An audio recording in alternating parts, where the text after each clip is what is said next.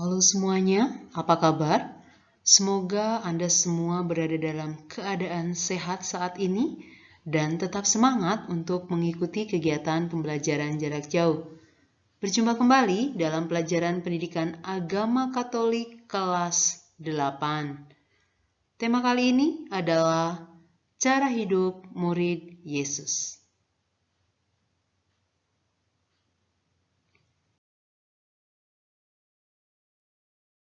Adapun indikator pembelajaran yang mau dicapai adalah yang pertama, menyebutkan cara hidup murid Yesus yang pertama berdasarkan kitab suci, yaitu Kisah Para Rasul bab 2 ayat 41 sampai dengan ayat 47.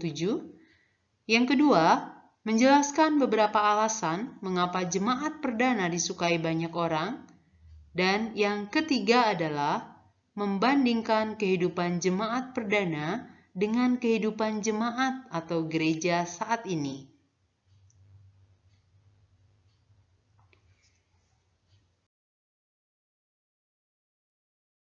Marilah sekarang kita menggali pengalaman hidup dalam kebersamaan atau persekutuan.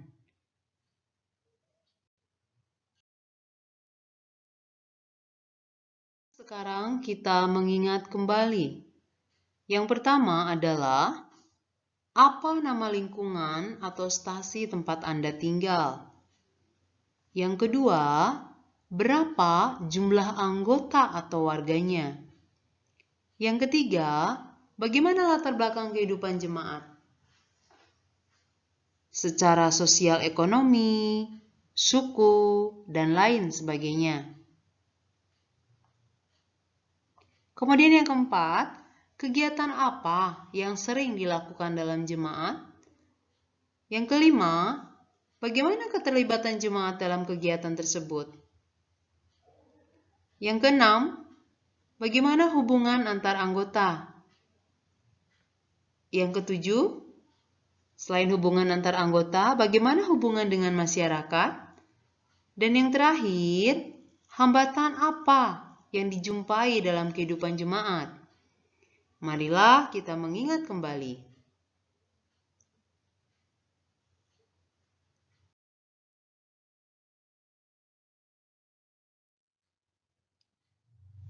Perlu kita ketahui bahwa manusia pada dasarnya adalah makhluk sosial. Manusia memiliki kebutuhan dasar untuk berelasi dengan sesamanya, dan manusia memiliki kebutuhan dasar untuk membentuk suatu kelompok atau komunitas. Ternyata demikian juga halnya dengan para murid Yesus. Para murid Yesus membentuk sebuah kelompok atau komunitas yang dinamakan gereja.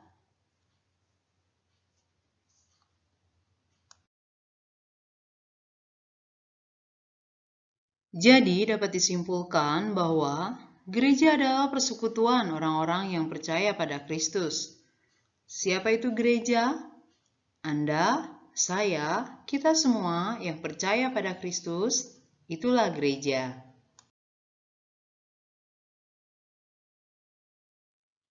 Marilah sekarang kita mendalami cara hidup persekutuan dalam kitab suci, yaitu dalam Kisah Para Rasul bab 2 ayat 41 sampai 47.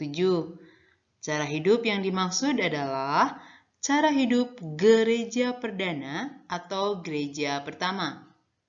Marilah kita membacanya bersama. Orang-orang yang menerima perkataannya itu memberi diri dibaptis, dan pada hari itu jumlah mereka bertambah kira-kira 3.000 jiwa. Mereka bertekun dalam pengajaran rasul-rasul dan dalam persekutuan, dan mereka selalu berkumpul untuk memecahkan roti dan berdoa. Maka ketakutanlah mereka semua, sedang rasul-rasul itu mengadakan banyak mujizat dan tanda.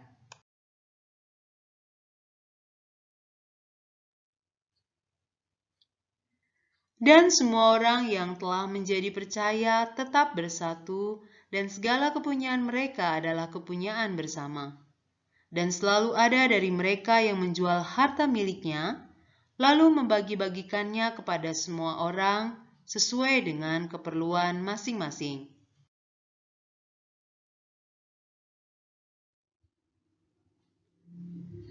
Dengan bertekun dan dengan sehati mereka berkumpul tiap-tiap hari dalam bait Allah. Mereka memecahkan roti di rumah masing-masing secara bergilir dan makan bersama-sama dengan gembira dan dengan tulus hati, sambil memuji Allah, dan mereka disukai semua orang, dan tiap-tiap hari Tuhan menambah jumlah mereka dengan orang yang diselamatkan. Demikianlah sabda Tuhan. Syukur kepada Allah.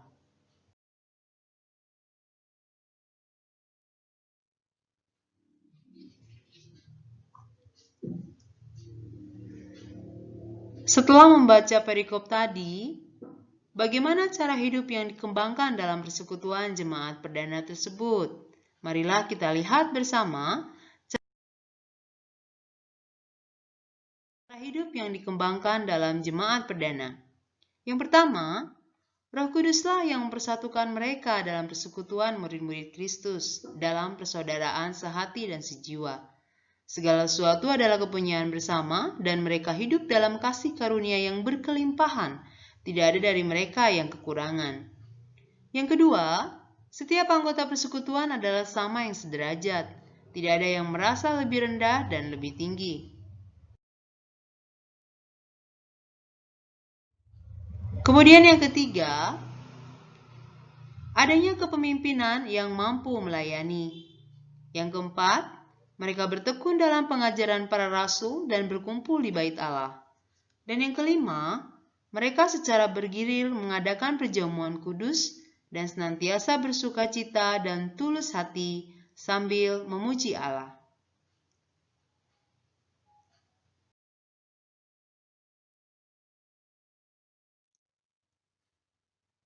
Sekarang marilah kita lihat.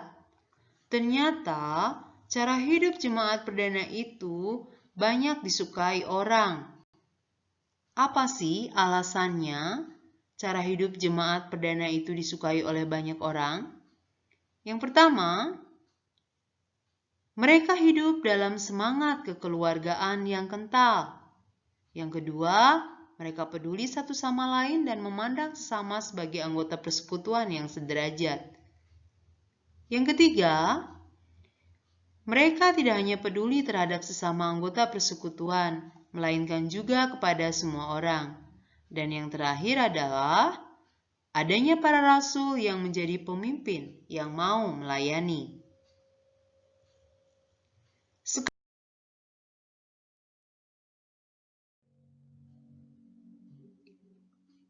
Sekarang marilah kita melihat perbandingan hidup jemaat perdana dengan gereja saat ini. Yang pertama adalah jemaat perdana itu senang untuk mengumpulkan dan membagikan harta miliknya kepada orang lain. Dan gereja saat ini pun demikian, mengumpulkan dan membagikan harta miliknya. Yang kedua, gereja perdana itu berkumpul dan berdoa bersama. Sedangkan gereja saat ini pun demikian, berkumpul dan berdoa bersama. Yang ketiga, jemaat perdana itu setia pada ajaran para rasul. Demikian pun gereja saat ini setia pada ajaran para rasul. Yang keempat, jemaat perdana itu mementingkan kepentingan bersama dan berusaha menyingkirkan sifat egois. Dan gereja saat ini tidak egois. Dan yang kelima adalah jemaat perdana bisa mengerti satu sama lain, tidak egois, bertoleransi, dan tidak rakus atas sesuatu hal yang mereka miliki. Nah, gereja saat ini pun demikian. Rukun antara satu dan yang lainnya. Kemudian yang terakhir adalah jemaat perdana itu hidup dalam kasih karunia Tuhan. Dan gereja saat ini pun demikian. Hidup dalam kasih dan karunia Tuhan. Sekarang pertanyaannya adalah, bagaimana dengan kita? Sudahkah cara hidup jemaat perdana menginspirasikan hidup kita? Semoga.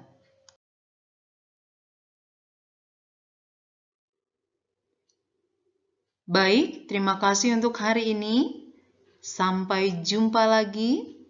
Tetap aman, tetap sehat, tetap teguh dalam iman. Tuhan Yesus memberkati.